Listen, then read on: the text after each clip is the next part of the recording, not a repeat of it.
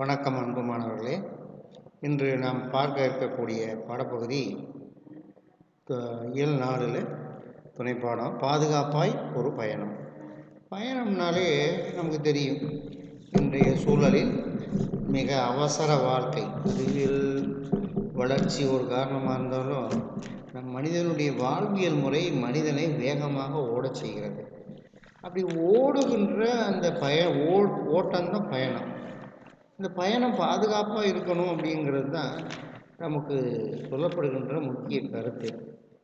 நாம் இன்னைக்கு வாகனங்களுடைய பெருக்கம் அதிகரித்திருந்தாலும் அதே நேரம் மனிதனுடைய வாழ்வியல் தேடலும் அதிகரித்திருப்பதால் நம்முடைய வாழ்க்கை பயணம் பாதுகாப்பானதாகவும் இருக்க வேண்டும். அப்பொழுதுதான் வாழ்க்கை பயணம் சிறப்பாக இருக்கும் என்பதை தான் இந்த பாடப்பகுதி நமக்கு எடுத்து சொல்கின்றது.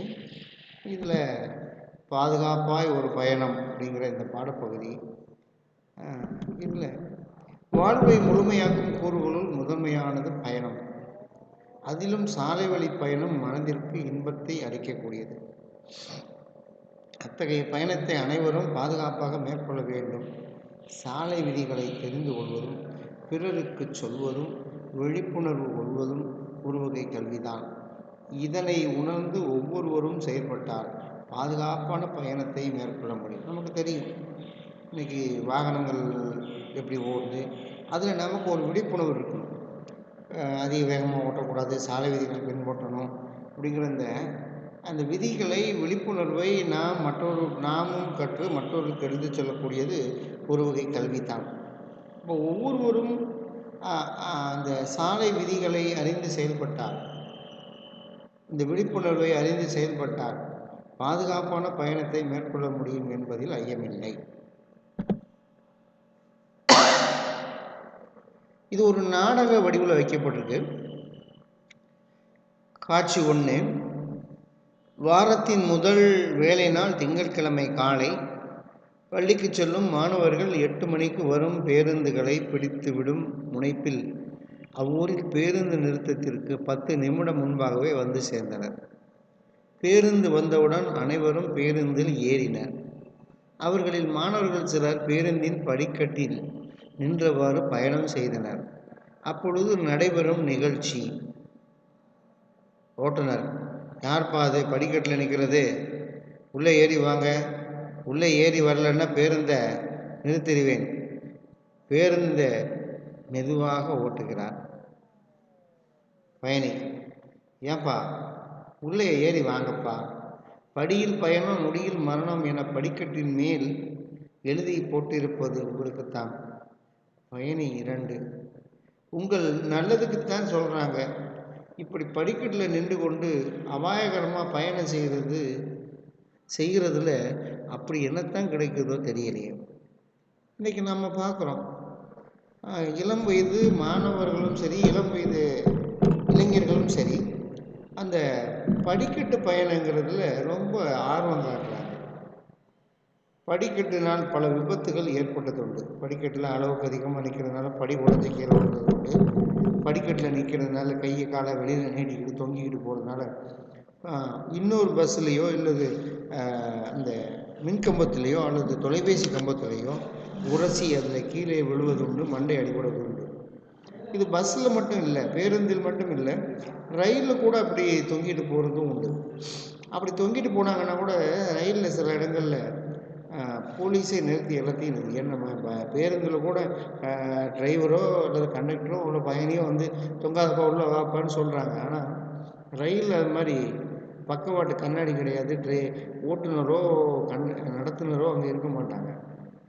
அவங்க கண்ணுக்கு இதெல்லாம் தெரியாது. ஏன்னா நீண்ட தூரத்தில் செல்லக்கூடிய அது இணைப்பு பெட்டிகள் நிறையா இருக்கும். அதனால் நாம் தான் நம்முடைய உயிருக்கு பயந்து நம்முடைய வாழ்க்கை பயணம் சிறப்பாக அமைந்ததுனால படியில் தொங்காமல் போவோம். பேருந்துகளெல்லாம் பார்த்துருக்கோம்ப்பா, படியில் பயணம் நொடியில் மரணம் என படிக்கட்டின் மேல் எழுதி போட்டிருப்பது நமக்குத்தான். அதனால் அதை படிச்சுட்டு படிக்கட்டில் தான் நின்று போவோம். நிறைய பேர் பார்த்துருக்கீங்க. அதுவும் அந்த காலையில் மிக அந்த பள்ளி நேரம், அலுவலக நேரத்தில் பார்த்திங்கன்னா ஆங்கிலத்தில் சொல்லுவோம் பீக் ஹவர்ஸ்னு சொல்லுவோம். அந்த அந்த நேரத்தில் பார்த்திங்கன்னா படிக்கட்டில் தொங்கிட்டு போகிறது பெரிய ஒரு சவாலாக. அந்த நேரத்தில் பார்த்திங்கன்னா தொங்கிக்கிட்டு பயணம் செய்கிறது ஒரு மகிழ்ச்சியான அனுபவமாக நினைக்கிறாங்க. அந்த மகிழ்ச்சி சில நேரங்களில் நமக்கு துக்கமாக அமைவதும் உண்டு. படிக்கட்டில் பயணித்த மாணவர்கள் பேருந்தின் உள்ளே வந்தனர். ஒவ்வொரு பேருந்து நிறுத்தத்திலும் இப்பேச்சு தொடர்கதையாய் நீள்கிறது. ஒவ்வொரு பேருந்து நிறுத்தத்திலும் இப்படி இறங்கி ஏறுறது, இது மாதிரி 10-15 நிமிடத்திற்கு பிறகு நிமிட பயணத்திற்கு பிறகு பேருந்து ஓடத்தில் நிற்கிறது. போக்குவரத்து முடங்கி நிறைய வாகனங்கள் நின்றன. எதிர் திசையிலிருந்து சிலர் பதற்றத்துடன் வந்தனர். அவர்களில் ஒருவரிடம், என்னாச்சு, ஏன் போக்குவரத்து நெரிசல் ஏற்பட்டுள்ளது அப்படின்னு கேட்குறார் பயணி ஒருவர். எதிரில் ஒருவர் என்ன சொல்கிறார் தெரியுமா? பள்ளிக்கூட பசங்க 3 பேர் ஒரே இருசக்கர வாகனத்தில் வேகமாய் போய் எதிரே வந்த லாரியுடன் மோதி விபத்துக்குள்ளாக்கிட்டாங்க. அவங்க கடுமையாக காயம்பட்டு நிலைமை மோசமாக இருக்குது. நடத்துனர், எப்போ பார்த்தாலும் இதுதான், இதே தாங்க நடக்குது, மனசெல்லாம் வலிக்குது. நடத்துனர் சொல்கிறார். பயணி ஒருத்தர், பள்ளிக்கூடத்து பசங்க எதுக்கு வண்டி ஓட்டணும், அதுவும் ஒரு வண்டியில் 3 பேர் பயணிக்கலாம். நமக்கு தெரியும், பள்ளிக்கூட பயணத்தில் வந்து சைக்கிள் தான் ஓட்டுறான், மிதிவண்டி தான் ஓட்டுறான். 2 சக்கர வாகனங்களை, குறிப்பாக மோட்டார் வாகனங்களை இயக்கக்கூடாதுன்னு சட்டம் இருக்குது. அப்படி அந்த சட்டத்தை மீறினா அவங்களுடைய பெற்றோருக்கும் தண்டனை உண்டு. ஏன்னா பல இடத்துல பார்த்தீங்கன்னா இந்த 15-18 வயதுக்கு கீழே உள்ளவங்க தான் வண்டியை ஓட்டி விபத்துகளை ஏற்படுத்துகிறாங்க. இப்போ விபத்தை ஏற்படுத்துறது இல்லாமல் அந்த விபத்தை ஏற்படுத்தக்கூடிய அந்த மாணவன், அந்த சிறுவனும் இறக்க நேரிட்டால் அவனுடைய குடும்பத்தினுடைய நிலை மிக பரிதாபத்திற்குரியது. ஏன்னா இப்போ எல்லாம் வீட்டுக்கு யார் இருக்கா, எத்தனை பேர் இருக்கா? ஒரு பிள்ளை 2 பிள்ளை. அது ஒரு பிள்ளை பையனாக இருந்தால் அந்த பையனுடைய வாழ்க்கை அதோடு போச்சு. அதனால் பலருடைய வருத்தங்கள். அதனால தான் என்ன செய்கிறாங்க, இந்த வண்டி ஓட்டுறதை சாலை விதி 18 வயசு கீழே கொடுக்கக்கூடாதுன்னு சாலை விதிகள் சொல்லுது. அதை நாம் பின்பற்றணும் அப்படிங்கிறது தான் இங்கே சொல்லப்பட்டிருக்கின்ற சாராம்சம்.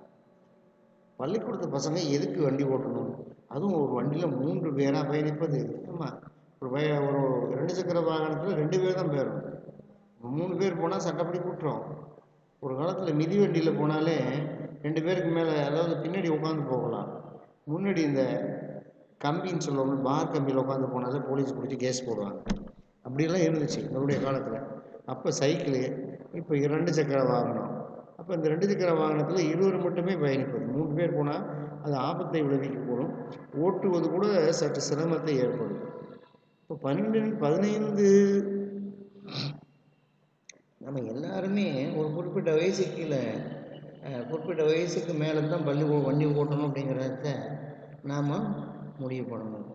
18 வயதிற்கு கீழே 18 வயதிற்கு உட்பட்டோர் வண்டியை ஓட்ட அனுமதிக்கக்கூடாதுன்னு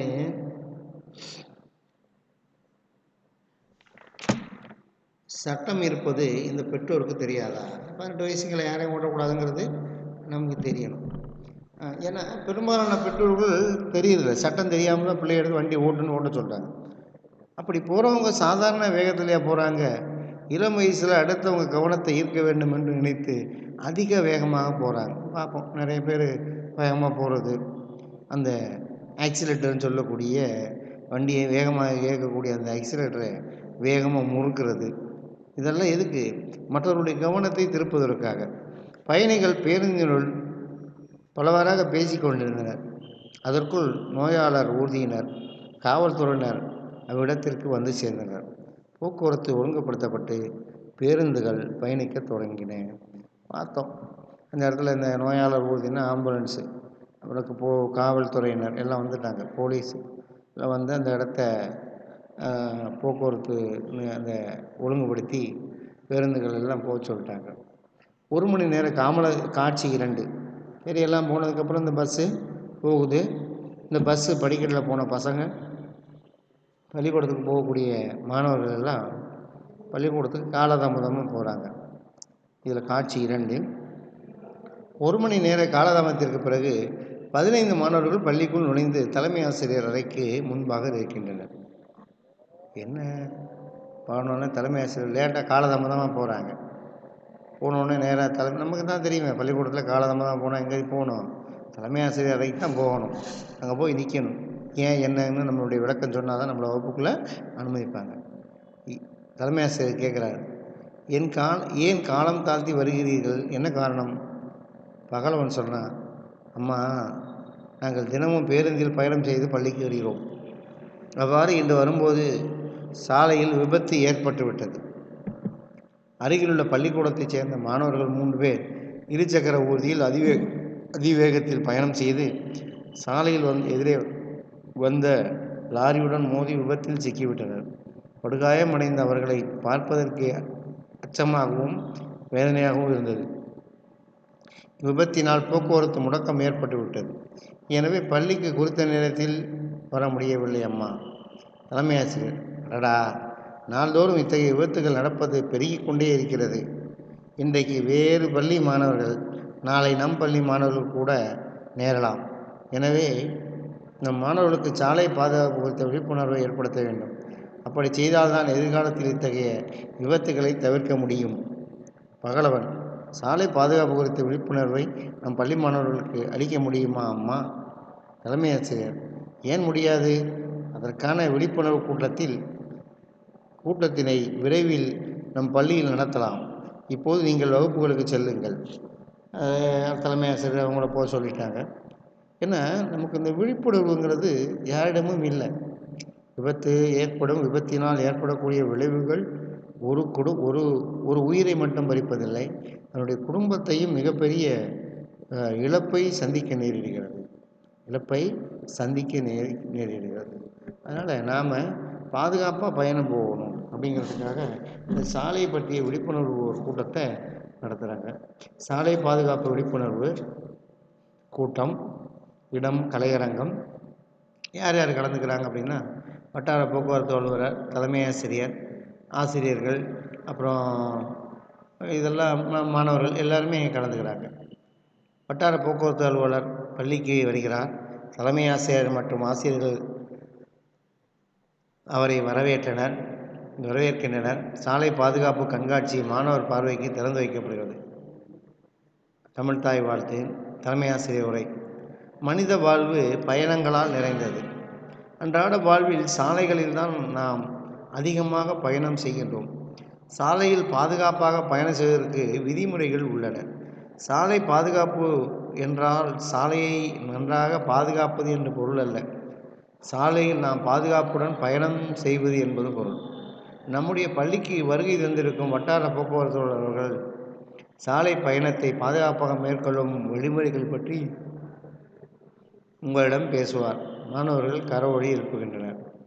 சாலை போக்குவரத்து உதவிக்கு தொலைபேசி எண் 103 தொடர்பு கொள்ளலாம். நம்மளாம் ஏதாவது சாலை போக்குவரத்து இதை பற்றி ஏதாவது சந்தேகம்னா 103 தொடர்பு கொள்ளலாம். சாலையில் விபத்து ஏற்பட்டால் எதை கூப்பிடலாம்? 108 கூப்பிடலாம். 108. தீ விபத்து அப்படின்னா 101க்கு ஃபோன் அடிக்கணும். 101க்கு தொலைபேசி அழைப்பு அழைச்சோம்னா இலவச அழைப்பு. இதெல்லாம் இலவச அழைப்பு. நம்ம இந்த 103 சொல்லும்போது சாலை விதிகளை பற்றி நாம் தெரிந்து கொள்ளலாம், சாலை போக்குவரத்தை பற்றி தெரிந்து கொள்ளலாம். 108னா சாலையில் ஏற்படக்கூடிய விபத்துகளுக்கு உதவி செய்யக்கூடிய நோயாளர் ஊர்தி அப்படின்னு பேர். ஆம்புலன்ஸ் அது வரும். அப்போ நாம் அந்த மாதிரியான உதவிகளை நாம் செய்ய வேண்டும். இன்றைக்கி நமக்கு ஒரு நாள் விபத்து ஏற்படுத்தலாம், இல்லை நாம் ஒரு நாளைக்கு விபத்து ஏற்படுத்தலாம், அல்லது நாம் பார்க்கிற போது இன்னொருத்தர் ஏற்படுத்தலாம். அவர்களுக்கு நம்மளாலான உதவிகளை நாம் செய்ய வேண்டும் என்பது இந்த தருணத்தில் சொல்லிக் கொள்கிறேன். சரி, வட்டார போக்குவரத்தோடு பேச தொடங்குகிறாரு. என்ன பேச தொடங்குகிறார் அப்படிங்கிறத பார்ப்போம். பள்ளியின் தலைமை ஆசிரியர்கள் மற்றும் மாணவியருக்கு இனிய வணக்கம்.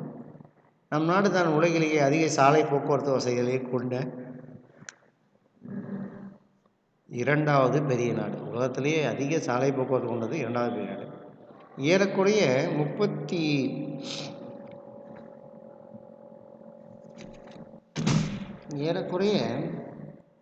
கிட்டத்தட்ட 55 லட்சம் கிலோமீட்டர் சாலைகள் நம் நாட்டில் உள்ளன. நம் நாட்டில் 21 கோடிக்கு மேற்பட்ட ஊர்திகள் உள்ளன. 21 கோடி மக்கள் தொகை, 100 கோடின்னா வாகனங்கள் 5ல் 1 பங்கு இருக்குது. 110 கோடியில் 5ல் 1 பங்கு வாகனம்.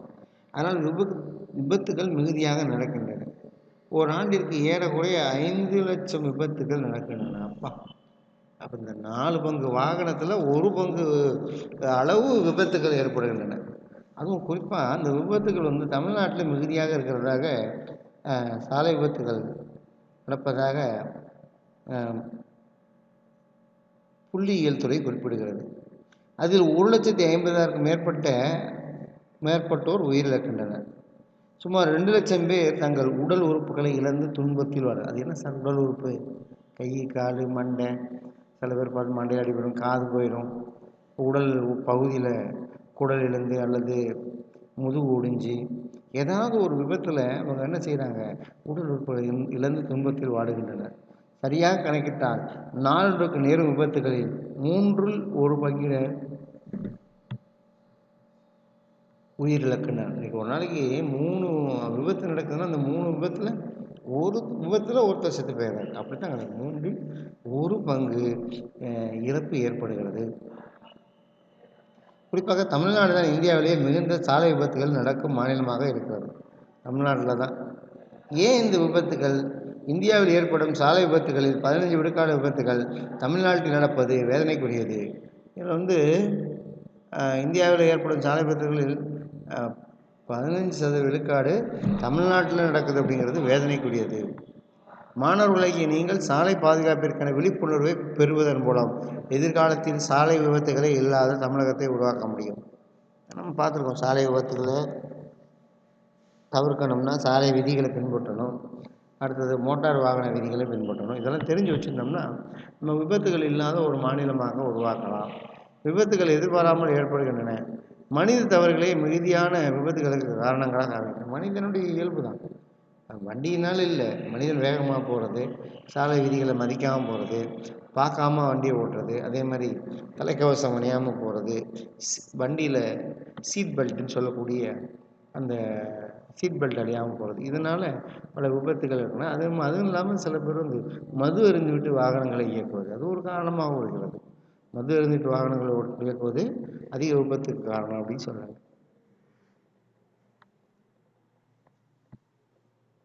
அப்போ விபத்துகளே இல்லாத தமிழகத்தை உருவாக்கணும்னா சாலை விதிகளை முன்னுரிமை.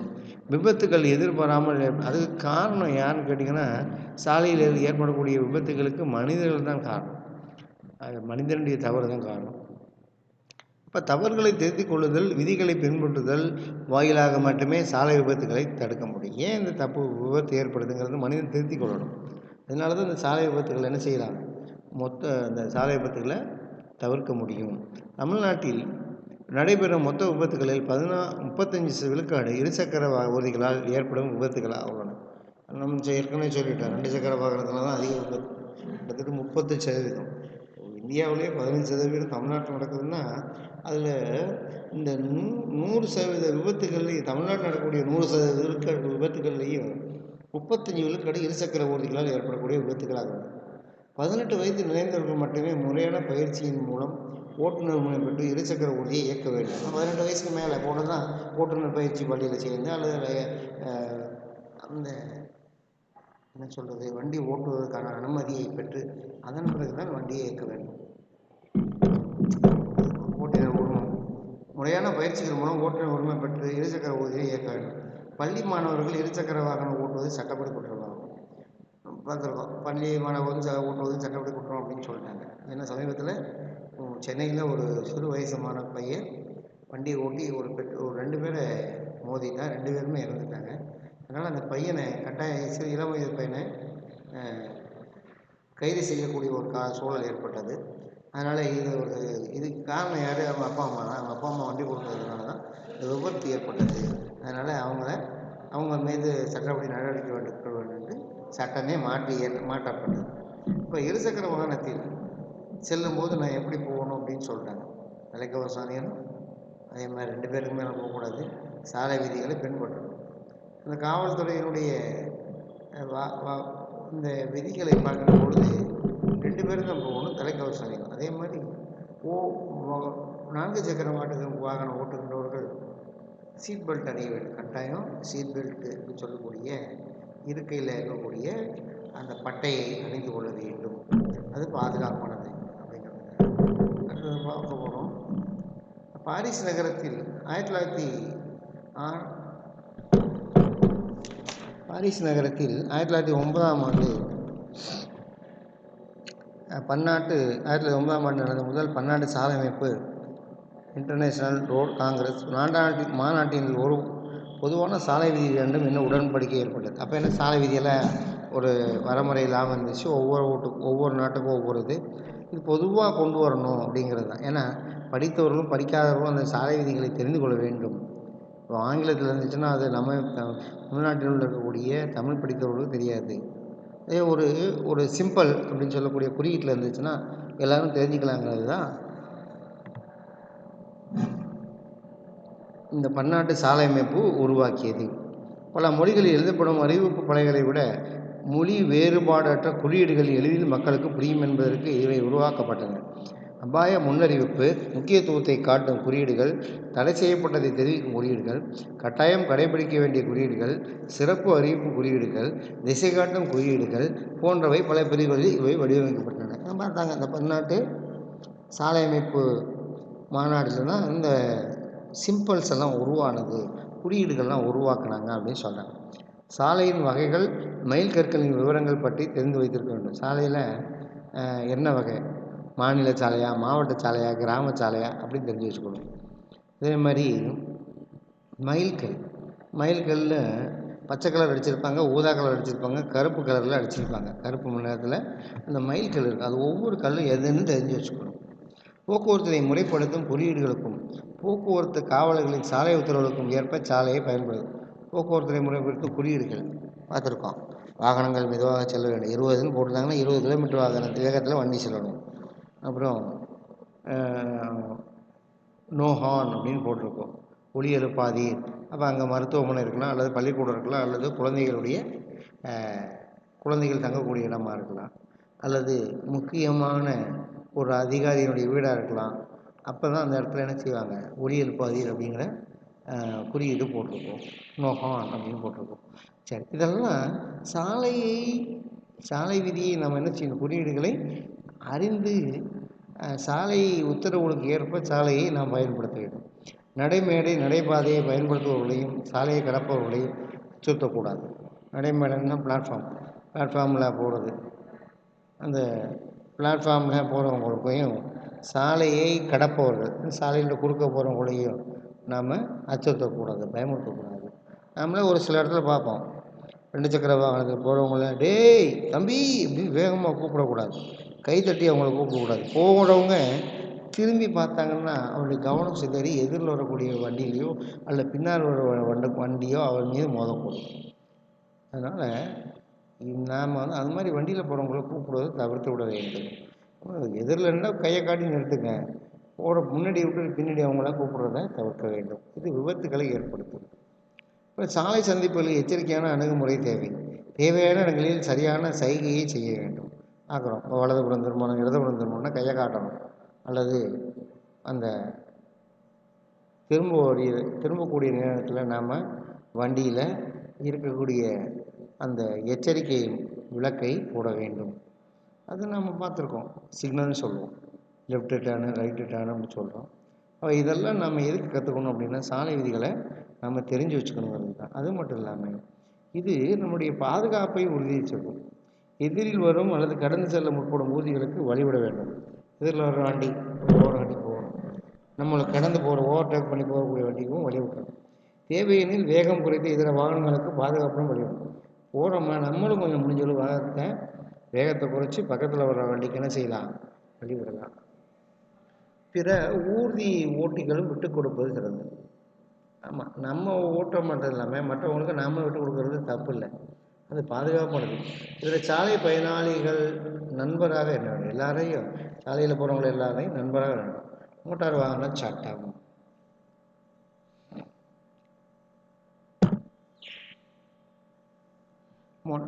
மோட்டார் வாகன சட்டம் 18 வயது நிறைவடையாத குழந்தைகள் ஊர்தி இயக்கினாலோ அல்லது விபத்து ஏற்படுத்தினாலோ அக்குழந்தைகளுடைய பெற்றோருக்கு 3 ஆண்டு சிறை தண்டனை கிடைக்கும். மோட்டார் வாகன சட்டம் 2017 குறிப்பிடுவன. அடுத்தது இந்த தமிழ்நாட்டில் இது இயற்றப்பட்ட சட்டம். ஓட்டுநர் உரிமை இல்லாமல் ஊர்தியை இயக்கினால் ரூபாய் 5000 தண்டத்தொகையோ 3 மாத சிறை தண்டனையோ அல்லது இரண்டுமோ கிடைக்கும். அபாயகரமான முறையில் ஊர்தியை ஓட்டினால் ரூபாய் 5000 தண்டத்தொகை. வேகமாக ஓட்டுறது, வண்டியை கண்ணாபின்னான்னு ஓட்டிகிட்டு போகிறது. மது குடித்து விட்டு ஊர்தியை இயக்கினால் 10,000 தண்டத்தொகையை கட்டணும். 10,000 ரூபா மது குடிச்சு ஓட்டினா. மிக வேகமாக ஊர்தியை இயக்கினால் 5000 தண்டத்தொகை கட்ட நேரும். வேகமாக ஓடுறது. இருவருக்கு மேல் 2 சக்கர ஊர்தியில் பயணித்தால் ரூபாய் 2000 தண்டத்தொகையுடன் 3 மாதங்களுக்கு ஓட்டுநர் உரிமம் நீக்கம் செய்யப்படும். ஓட்டுநர் உரிமத்தை ரத்து செய்வாங்க. தலைக்கவசம் அணியாமல் இருசக்கர ஊர்தி இயக்கினால் 1000 தண்டத்தொகையுடன் 3 மாதங்களுக்கு ஓட்டுநர் உரிமம் நீக்கம் செய்யப்படும். ஊர்திகளுக்கு காப்பீடு இல்லாமல் இயக்கினால் ரூபாய் 2000 தண்டத்தொகை கட்ட நேரும். 2000 நம்ம 1000 2000 தான். குறைந்த தண்டத்தொகையே கிடையாது. அது மட்டும் இல்லாமல் அந்த சீட் பெல்ட் அணியாமல் செல்வது, 2 பேருக்கும் மேற்கொண்டு பயணிப்பது, கைபேசியில் பேசிக்கொண்டே செல்வது, இன்றைக்கெல்லாம் மிகப்பெரிய விபத்து ஏற்படுத்துவதற்கு எது காரணமாக இருக்குது? கைபேசியில் தான். கைபேசியில் பேசிக்கொண்டே செல்வது. அடுத்தது சாலை ஊர்தியை குறுக்கும் நடுக்குமாக இயக்குவது. சாலையில் வண்டியை எங்கே குறுக்கு நடுக்குமாக ஓட்டுறது, போட்டி பந்தயம் என சொல்லி பொது வழியில் உச்ச வேகத்தில் போக்குவது, காதலி கேட்பிகள் அந்த ஹெட்ஃபோன் பொருத்தி கொண்டு ஊர்திகளை ஓட்டுவது என பல காரணங்களால் இருசக்கர கூட்டுகள் பெருமளவில் நடைபெற்றன. இந்த ஹெட்ஃபோனை மாட்டிக்கிறது, ப்ளூடூத்தை மாட்டிக்கிறது, இதெல்லாம் மாட்டிட்டு போடுறாங்கன்னா காதலி கேட்பு கருவிகள்னு சொல்கிறாங்க. ப்ளூடூத்து, ஹெட்ஃபோன் இதெல்லாம் அதில் மாட்டிட்டு போகும்போது பக்கத்தில் வர வாகனங்களுடைய ஒலி எழுப்பினாலும் அல்லது எதிரில் வரக்கூடிய வாகனங்களுடைய ஒளியினாலும் நம்ம சொல்கிறேன் கவனம் திசை திரும்பாமல் போகிறதுனால விபத்துகள் ஏற்படுகின்றன அப்படின்னு சொல்கிறோம். அடுத்தது இப்போ பார்க்குறோம்,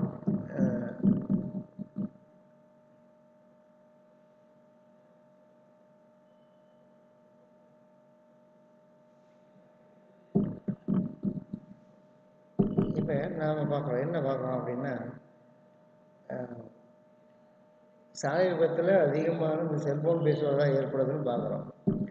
இது காரணம் என்ன? இருசக்கர வாகனங்கள் தான் காரணம். இந்த செல்ஃபோன் பேசிட்டு விபத்துக்கள் ஏற்படுத்துறது. இத்தகைய ஒழுங்கின செயல்களை தவிர்த்தால் விபத்துக்கள் ஏற்படாது. இது மாதிரி நம்ம செய்யாமல் இருந்தால் விபத்து. மேலும் சாலை விதிகள் குறித்த விழிப்புணர்வு இல்லாதது தான்.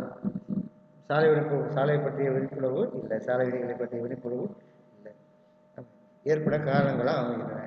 இந்த நவீன உலகில் அவசரம் என்கின்ற நோய் எல்லோரையும் பீடித்திருக்கிறது. வாகன ஓட்டுநரின் கவனக்குறைவு, போதிய பயிற்சியின்மை, தட்பவெப்பநிலை, இயந்திர கோளாறு, மிகுதியான ஆட்களையும் சரக்குகளையும் ஏற்றிச் செல்வது, தொடர்வண்டி இரும்பு பாதையை கவனிக்காமல் கடப்பது போன்ற பல காரணங்கள் விபத்துகள் மிகுதியாக நடக்கின்றன. குறிப்பாக மது குடித்துவிட்டு ஊதி ஓட்டுவதால் நிறையவே விபத்துகள் ஏற்படுகின்றன. இவைதான் பெரும்பாலான விபத்துகளுக்கு காரணமாக அமைந்துள்ளன. பள்ளி மாணவர்களிடம் சாலை விதிகள் மற்றும் விபத்துகளை தடுப்பது குறித்த விழிப்புணர்வு ஏற்பட வேண்டும். மாணவர்கள் சில சாலைகளை விளையாது கவனிக்காமல் திடீரென்று சாலை கிடைப்பது, சாலையின் நடுவே செல்வது, சாலையை அடைத்துக் கொண்டு செல்வது, வேகமாக செல்லும் வாகனத்தை பின்புறத்தை பிடித்துக் கொண்டு மிதிவண்டியில் செல்வது, ஓடும் பேருந்தில் ஏறுவது, இறங்குவது, பேருந்தின் படிக்கட்டை தொங்கிக் கொண்டு பயணம் செய்வது போன்ற செயல்களில் ஈடுபடுகின்றனர். இதனால் மாணவர்கள் தங்கள் உயிரையும் உடல் உறுப்புகளையும் இழக்க நேர்கிறது. இது அவர்களின் குடும்பத்துக்கும் சமூகத்துக்கும் பெரிய இழப்பு. இந்த நிலை எதிர்வரும் காலங்களில் முற்றிலும் மாற வேண்டும். சாலைகளில் இடம்பெற்றிருக்கும் குறியீடுகளில் போக்குவரத்தினை சீர் செய்யவும் பாதுகாப்பாக பயணிக்கவும் உதவுகின்றன. அவற்றை உத்தரவு குறியீடுகள், எச்சரிக்கை குறியீடுகள், தகவல் குறியீடுகள் என 3 பிரிக்கலாம். சாலை குறியீடுகளை 3 வகையாக பிரிக்கிறாங்க. ஒன்று உத்தரவு குறியீடுகள், இன்னொன்று எச்சரிக்கை குறியீடுகள், இன்னொன்று தகவல் குறியீடுகள். 3 வகை. அக்குறியீடுகளுக்கு அனைத்தும் உங்கள் பள்ளியில் உருவாக்கப்பட்டிருக்கும் கண்காட்சி அரங்கில் விளக்கமாக காட்சிப்படுத்தப்பட்டுள்ளன. நீங்கள் அனைவரும் அவற்றை கண்டுணர்ந்து பின்பற்ற வேண்டும். அப்படி சாலை விதிகளை பின்பற்றி பயணங்களை மேற்கொள்ளும் பொழுது விபத்து இல்லா தமிழ்நாடு உருவாகும். நிறைவாக வட்டார போக்குவரத்து அலுவலர் சாலை பாதுகாப்பிற்கான உறுதிமொழியை கூறுகிறார். மாணவர்கள் அனைவரும் எழுந்து நின்று சாலை பாதுகாப்பினை வலியுறுத்தும் உறுதிமொழி ஏற்கின்றனர். நாட்டு பன்னோடு நிகழ்ச்சி நிறைவடைகிறது. இன்னைக்கு விபத்து ஏற்படுத்துறதுக்கு பல காரணங்கள் சொல்லியிருக்கோம். அதில் படியில் பயணம் செய்கிறது, சாலைகளில் போகிறது, பஸ்ஸை போகக்கூடிய வாகனங்களை பிடிச்சிக்கிட்டே சைக்கிளை இயக்குவது, அப்புறம் படிக்கட்டில் ஓடும்போது வாகனங்கள் ஓடும்போது ஓடி போய் ஏறுறது, இறங்குறது. அது மட்டும் இல்லாமல் இன்னமும் சில மாணவர்கள் சாலையை அடைத்து கொண்டு செல்வதும் ஒரு காரணமாக இருக்குது. வாகனங்கள் அளவுக்கு அதிகமாக ஆட்களை ஏற்றுவது, பொருட்களை ஏற்றுவதும் விபத்துக்கு முக்கிய காரணமாக இருக்கிறது. ஆனால் என்ன செய்யக்கூடாது? அளவான அளவு ஏற்ற வேண்டும். அது மட்டும் இல்லாமல் ஓட்டுநர் போதிய பயிற்சியின்மை ஒரு காரணமாகும். எனவே மாணவர்கள் இந்த சாலை விதிகளை பின்பற்றி உரிய முறையில் பாதுகாப்பாக பயணத்தை மேற்கொள்ள வேண்டும் என்பதே இந்த பாடத்தின் சாராம்சம். பள்ளி மாணவர்களிடம் சாலை விபத்துகள் தடுப்பது குறித்து விழிப்புணர்வு ஏற்படுத்த வேண்டும். இது நமக்கு தெரியும். மாணவர்கள் கட்டாயம் சாலை விபத்தில் சாலை விதிகளை பின்பற்றணும், சாலை விபத்தில் மாட்டக்கூடாது அப்படிங்கிறதுக்காக தான் இந்த பாடப்பகுதி இடம்பெற்றிருக்கிறது. சாலை நிறைவான சாலைகளில் இடம்பெற்றிருக்கும் குறியீடுகள் போக்குவரத்திற்கு சீர் செய்யவும் பாதுகாப்பாக பயணிக்கவும் உதவுகின்றன. அவற்றை நாம் பின்பற்ற வேண்டும். சாலை விதிகள் அவற்றை நாம் பின்பற்ற வேண்டும் அப்படிங்கிறது தான் இந்த பாடத்தினுடைய மைய கருத்து. இந்த பாடத்தினுடைய சந்தேகங்கள் ஏதாவது கீழ்கண்ட தொலைபேசியில் கொள்ளலாம் அல்லது மின்னஞ்சலை தொடர்பு கொள்ளலாம். மிக்க நன்றி மாணவர்களை. அடுத்த பாடப்பகுதியில் சந்திப்போம்.